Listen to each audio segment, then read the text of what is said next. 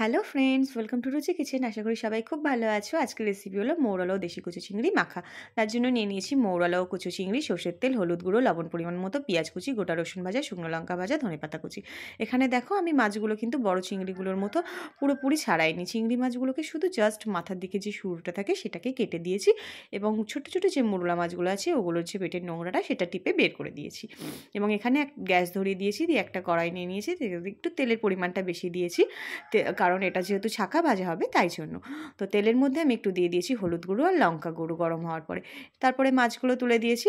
মাছগুলো কিন্তু এখানে বেশ সুন্দর করে লাল লাল করে কিন্তু ভেজে নেব, কারণ যেটা এটা মাখা খাওয়া হবে। আপনারা যদি বা এরকমভাবে মাছ মাখা খেয়ে থাকেন দেখবেন অসাধারণ লাগে। এই দিয়ে কিন্তু অনেকটাই ভাত খেয়ে নেওয়া যায়, মানে এতটাই সুন্দর স্বাদ হয়। তো দেখো মাছগুলোকে আমি সুন্দর করে লাল লাল করে ভেজে নেব।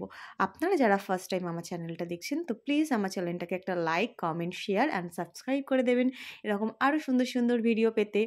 তো দেখো এখানে আমার চিংড়িগুলোকে আমি কিন্তু উল্টিয়ে পুল্টিয়ে দিচ্ছি, কারণ যাতে ভালো করে ভাজা হয়ে যায়। এরকমভাবে ভাজা হয়ে গেলে চিংড়িটাকে কিন্তু একটা ছাঁকনি দিয়ে ছেঁকে তুলে নেবো।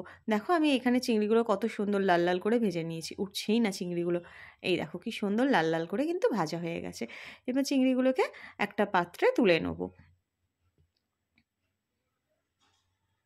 চিংড়িগুলো ভাজা হয়ে গেছে, এরকমভাবে কিন্তু তেল ছেঁকে তুলে নেবো, কারণ যেহেতু এটা ছাঁকা তেলে ভাজা তো এরকমভাবে ছেঁকে তুলে নেব।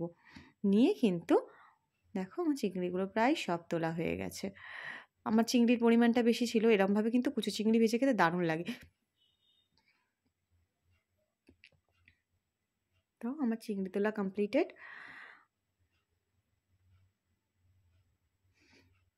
বাকি যে কটা ছিল সে কটাও কিন্তু এরকমভাবে তুলে নেব। নিয়ে কিন্তু অবশিষ্ট তেলটা কিন্তু রেখে দেবো, কারণ ওই তেলটা আর কোনো কাজে লাগবে না।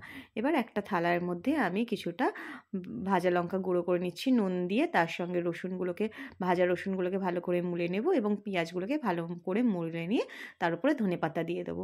দিয়ে কিন্তু এর মধ্যে আমরা একটু সর্ষের তেল দিয়ে দেবো কাঁচা, দিয়ে ভালো করে মেখে কিন্তু এই চিংড়িগুলোকে নিয়ে ভালো করে নেড়ে চেড়ে মেখে নেবো।